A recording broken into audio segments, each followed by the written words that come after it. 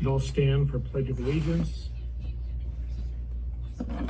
Sister, if you'd lead us, please. I pledge allegiance to the flag of the United States of America and to the republic for which it stands, one nation under God, indivisible, with liberty and justice for all.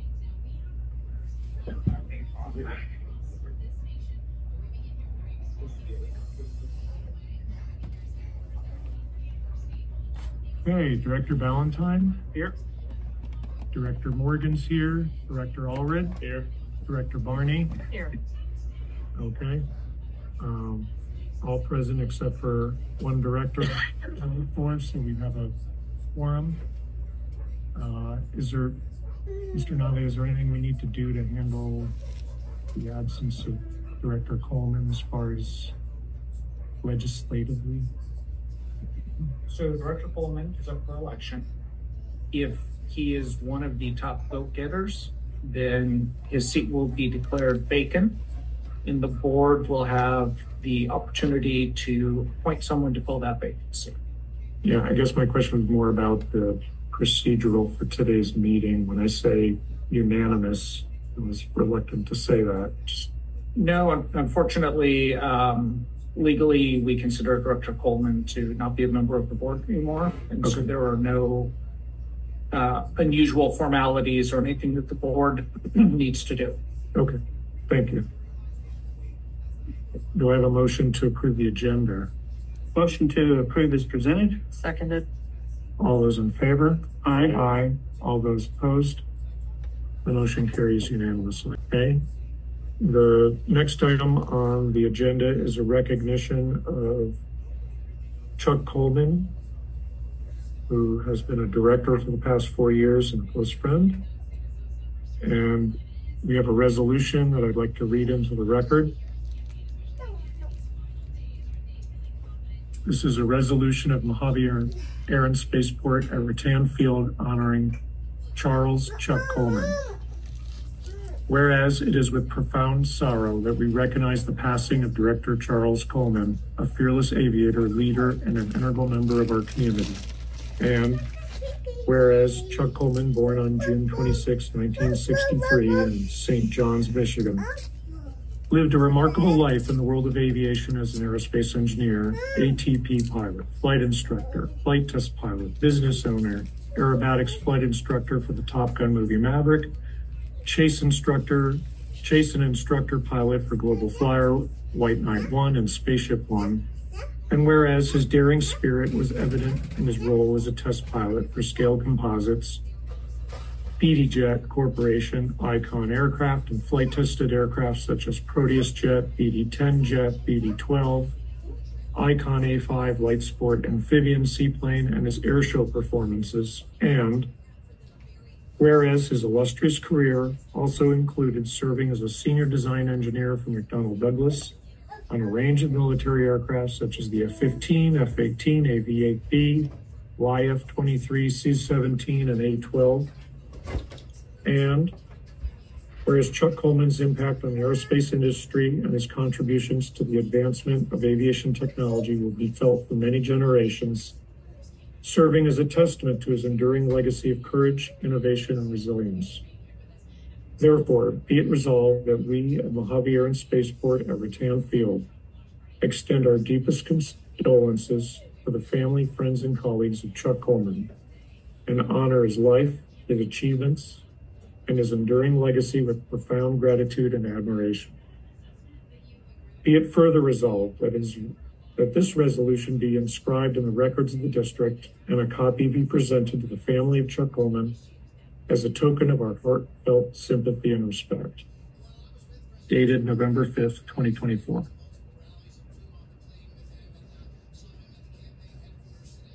So we vote on that resolution. Do I hear a motion? Motion. Second. All those in favor? Aye. Aye. All those opposed? The motion carries unanimously. Yeah, is there any public comment? Yes. Yes.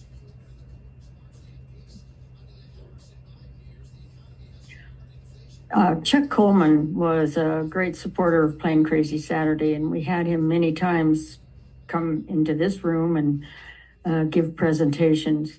The last one was in December of 2023, and he shared with us his experiences of training the pilots and actors that were to be playing pilots in the movie Top Gun Maverick.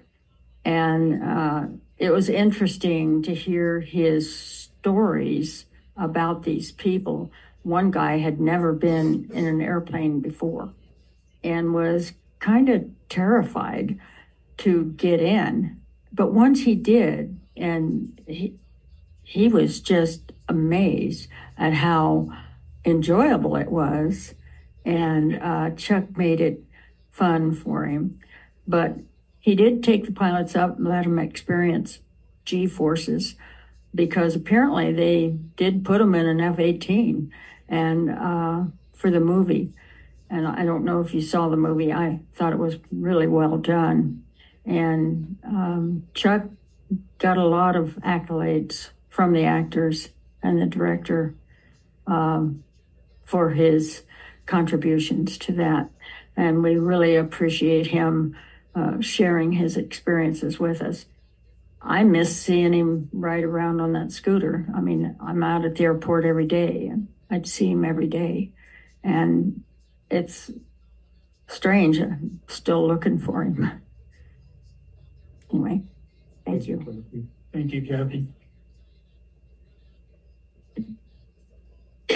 Anyone else? Okay. Now we're on agenda item 3, which is community announcements and public comments on items not on the agenda. So I'm back. Plain Crazy Saturday is November 16th. And I was actually leaving it open in case we had a memorial service for Chuck Coleman. But I know that things are moving slowly for the family, and there are other people involved that want to participate in a memorial. So I don't know when it's going to be. So I have asked one of our new board members, and he is now our webmaster, Alexander, and I cannot really pronounce his last name. It's Russian. I'll spell it for you. It's TETRIATNIKOV.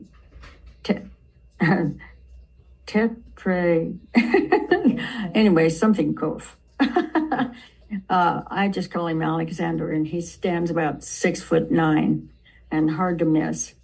But he has created a new feature on our website called Trails and Treasures. And he's completing something that Bill Deaver had always wanted, kind of a places to go if you're in Mojave. And people think, oh, there's nothing to do. Well, there's so much. And you think about Red Rock Canyon and how the Midland Trail runs parallel with Highway 14, and the Butterfield stage used to come down there, and you go up 14 and you look off and there's Robber's Roost, and that's where the robbers used to wait for the stagecoach to come by. I guess only history nuts like that sort of thing, but there are things to see in Tehachapi. Of course, the Tehachapi Loop is famous. Mojave was established in 1876, and of course they built the loop for the train to go around so it could head to Bakersfield. And this is all in the 1800s, and that's when the mule teams were coming from Death Valley, and the wagons were actually constructed here in Mojave, and then they would bring the borax from Death Valley to the railhead in Mojave. And of course, there's the borax mine in Boron, and they've got a wonderful museum and tours that are just really interesting. And then, of course, there's things in Roseman with the Willow Springs Raceway. And somebody was telling me there's a place out there where you can ride camels. I didn't know about that. But anyway, there's Calm, the California Living Museum on the way to Bakersfield, and lots of wild critters if you like animals. And of course, I love all living creatures. I'm not crazy about black widows or rattlesnakes, but I respect them.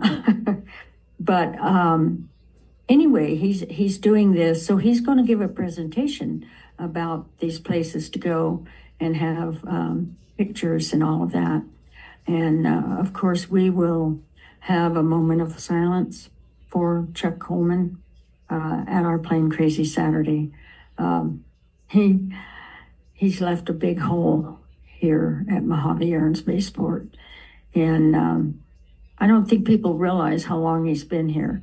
He was kind of a quiet guy. Well, except when he was in that extra doing aerobatics. And we've got a lot of free air shows here from Chuck. But thank you for your time. Thank you, Kathy.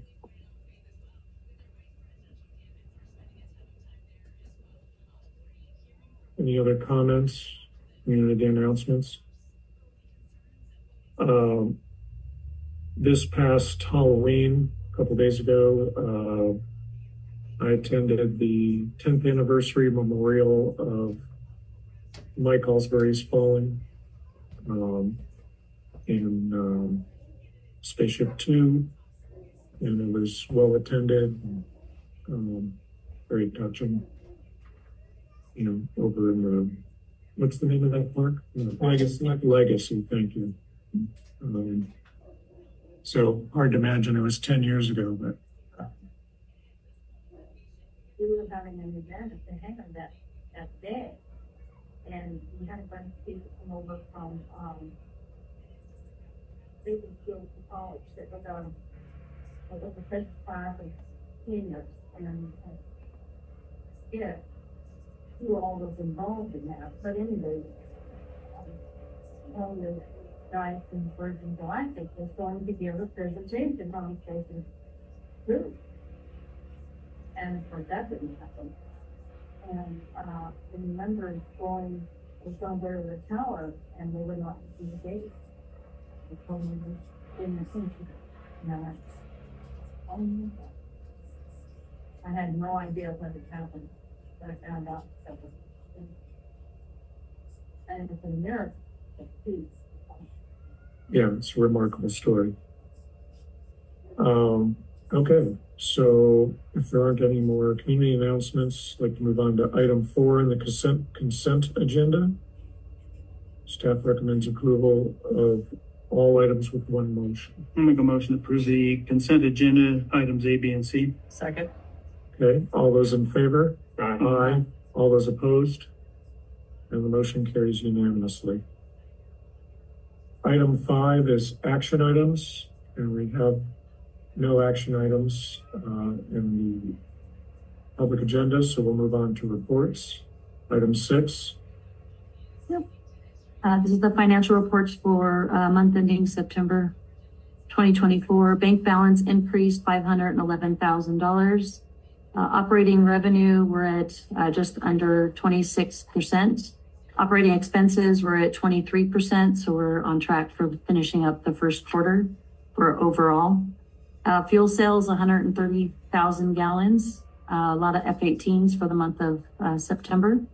AR, High Desert Wireless, can still continuing to make $100 payments, so hoping in just a couple more payments they'll be off the over 90. Dragon Aviation, they did submit their letter of intent from a potential buyer for their aircraft. So hoping once that purchase goes through, they'll pay off their debt and move from their hangar. So we're continuing the communication with them. So hopefully have another update at the next board when we do the financials. Fitness Center has 695 members. We completed the move to credit union. To Alta One, yes. Yes. Yeah, we've closed the bank account with Mission Bank at this point. Okay. As of the first week of October, and Do we have any funds in Mission Bank? We don't have anything with Mission Bank now, over to Alta One, and working with the auditors on wrapping up the audit with them. And they should be submitting everything the first week of December.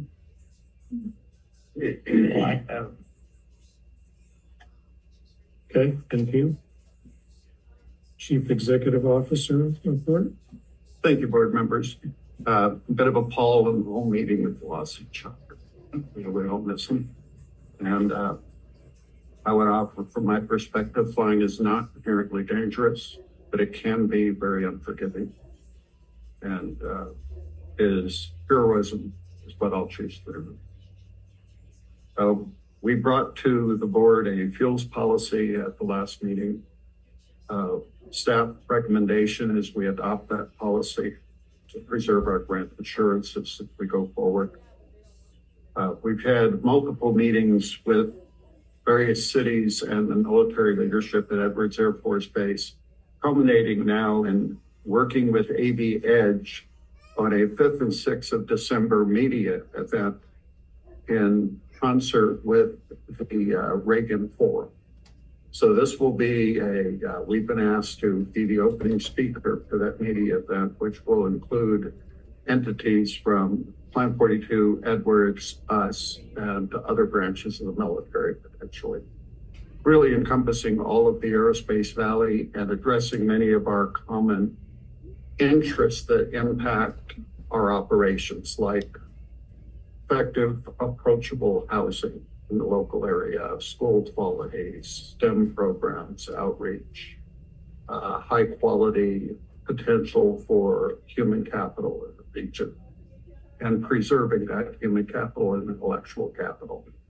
This will be right now in the invite list are people like Reuters, the major networks. So this will be a really big deal outreach event for us that I think has the potential to further cement our relationship in the Aerospace Valley and frankly as a center for civilian enterprise in the world. So very excited about that.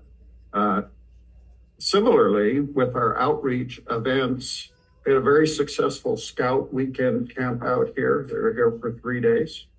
Their Scout leader who brought 2 troops up was extremely impressed. He said he's been a Scout master for decades. And in his opinion, this was the absolute best event they have ever done. So went very, very well. And I appreciate so much all the partnership out there across MASP to put that together. We also did an active shooter training here for staff. And we extended that to our mission partners. Very effective training. I will offer, I've been through a lot of active shooter training as a military member. This was the best I've seen. It was very effective. Very remarkable. Michael.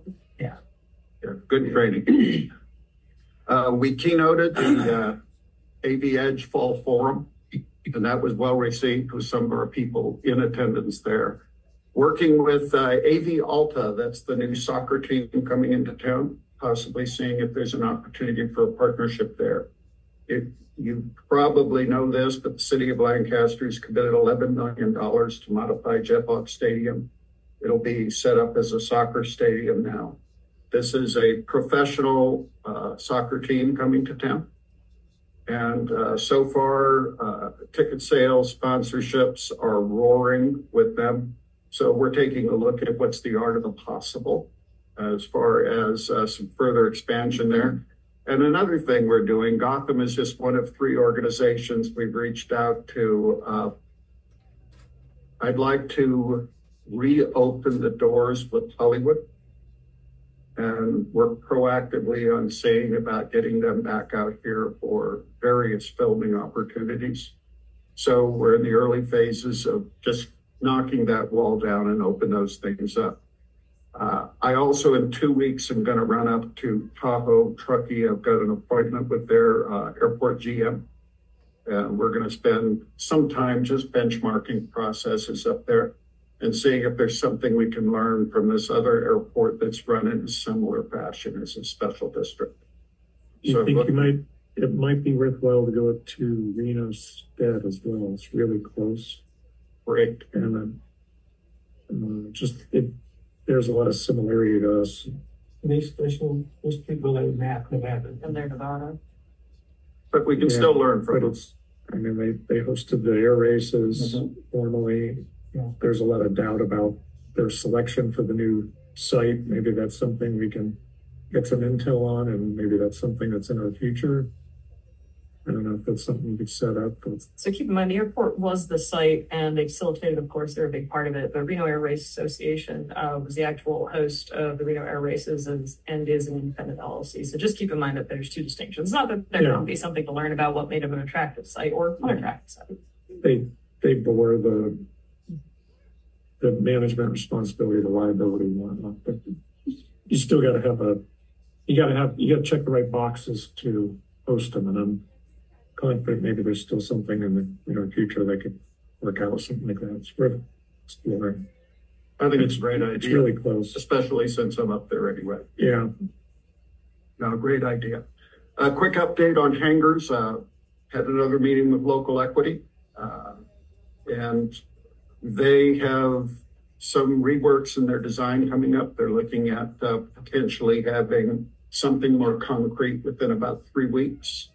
And also the investment group represented by Mr. Knapp, who wanted to put in more GA-focused hangars than local equity, which is a bit more upscale in what they want to bring out as far as their pricing.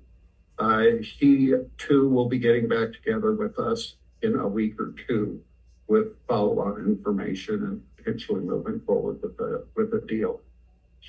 We're going to go off of Bravo. It's the area you like.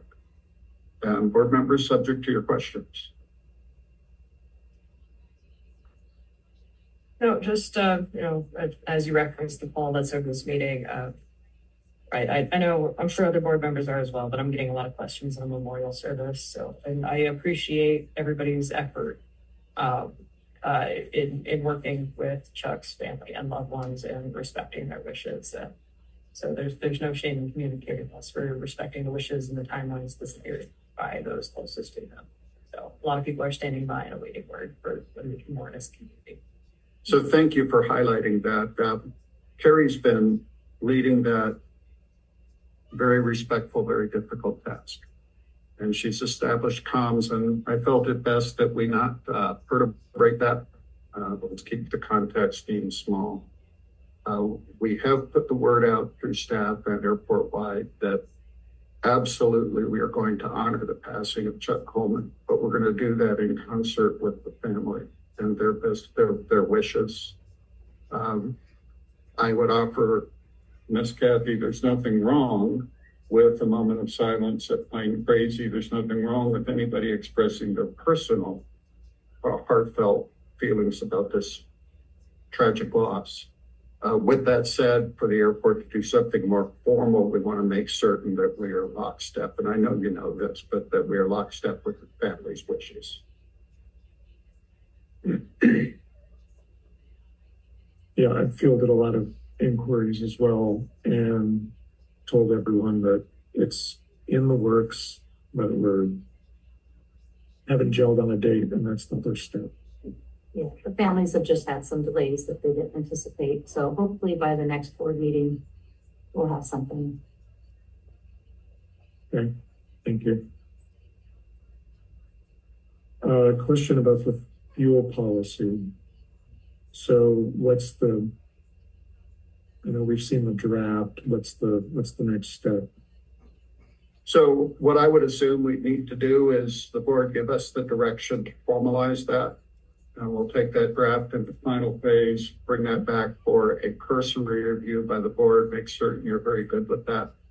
And then subject to your approval, we will then incorporate that as formal policy for Mojave Air and Spaceport. So is the airport done crafting, the initial draft, pending review and input from us and outside parties? Yes, what you saw at the last meeting is what we think we should go forward with. The feedback that we had from the board so far, is it perfect from everybody's perspective? Probably not. The feeling of staff, though, is that it must be direct enough so that, one, people understand that the capability exists, but I feel we are doing our partners a disservice if we don't make certain they know that the process to do this is not easy, and that there are several fairly stringent hurdles that must be met. It's not a desire to me, it's a must be. And we feel as staff that that's very important that everybody understand it. All right, so if that last draft is the one that the airport's done tinkering with, then that's the one I'll submit my comments and perfect inputs to. I would also offer, if the board wanted to set up a committee to work that in concert and come back to staff with something that we can then do legal review on and per the board's guidance go forward with. But that's the board's purview, not mine. The trade-off is time involved. That's always a trade, is whether adding more time will benefit the community or harm the community that's trying to get this process move forward. Are we going to be looking for community input in the final draft that we put together? Or have you had meetings with anyone that's people that are interested in this? I have not. I was not expecting for this to involve any community outreach, because this is a statement of policy set up or worked for us by me under requirements for self-fueling of aircraft. So it's basically restating policy and statute for what we must do. So it was not my intent to solicit community input to that. Okay. Is there any benefit to setting up expectations? Because this was initiated by a tenant, and it might be worthwhile to go over where it's going, rather than just say, here it is, and throw it over the wall. So I know we're not obligated to. It's like, this is, we're not making this up as we go along. It's basically reciting what the requirements are legally, environmentally, various codes of the county, etc. But there, I just feel that some involvement or communication would be helpful. So I don't mind doing that. I was not, to be honest, I was not planning on doing that. I would also offer, we don't have a burning platform here, but I do think it compelling that we do this correctly versus fast. So there's no, in my opinion, no reason to force our hand to act quickly. I'd rather have it done right once. So if I may throw out there, sure. The only justification I can think of to not have community involvement when I know this could add additional capability and options to our tenants is if it's literally just a listing of various regulations and negotiable law that we don't have any say over. Admittedly, I only gave it a cursory read. I gave a financial set of input, but my interpretation there wasn't that it was strictly the minimum laws that exist, but also includes what the airport is willing to accommodate.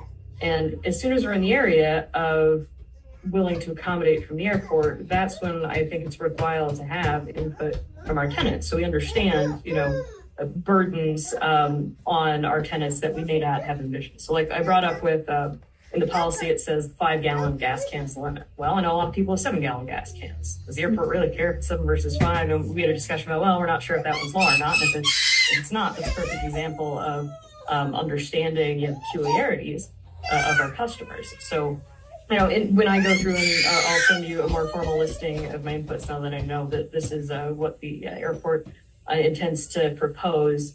It's going to include a lot of, is this law or is this Mead & Hunt's opinion or the airport's opinion? So just so we know what the legal minimums are and so we know what flexibility we have to be accommodating. So thank you. I respect that input. And I think a great way going forward, especially since we don't have to enact this right away. What I would welcome is an opportunity to bring this up at our next tenant meeting. And we can put this on the table in front of all our interested tenants and allow them an opportunity to provide some feedback. I think that's a great idea. Yes.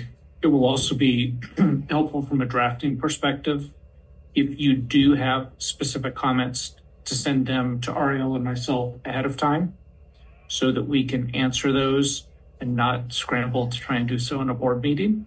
We're happy to look up whatever questions there may be, and we'd love to be able to provide an answer and not delay it another meeting by saying, well, let us go look at that. So any directors who have any questions or comments on it, please send them to Ariel. Ariel and I have been working on this, and we will do our best to answer your questions. Thank you. Thank you for putting all the effort into it, Scott. I appreciate it. I think it's great that we're doing this finally. Yep. And I do between years, a lot of actually for FAA orders and doing maybe don't see and I'm deeply appreciative that airport regulation is your special interest. Better you than me.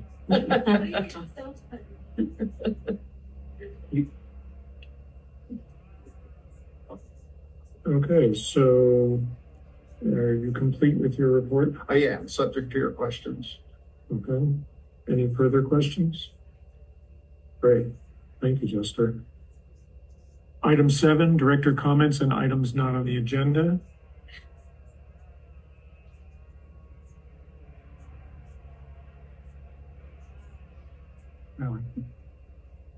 Okay, then we'll move to item 8, which is closed session.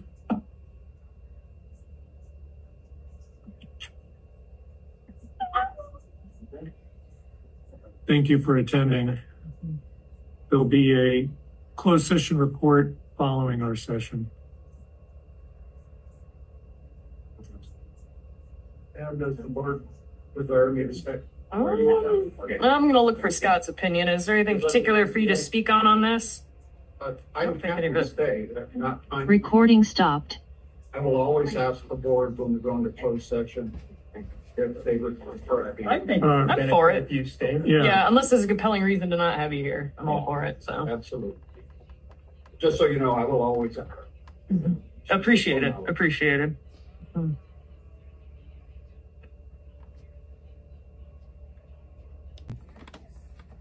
Mr. Nave, if you would give the closed session report, please. Yes, in closed session, council updated the board on the status of Wilton versus Mass.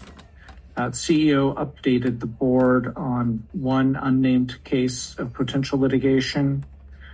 The board discussed and gave direction to the CEO regarding the Hangar 60 lease. And the board briefly discussed the CEO's performance evaluation. No other items were discussed. Okay, thank you. With that, then the meeting is adjourned.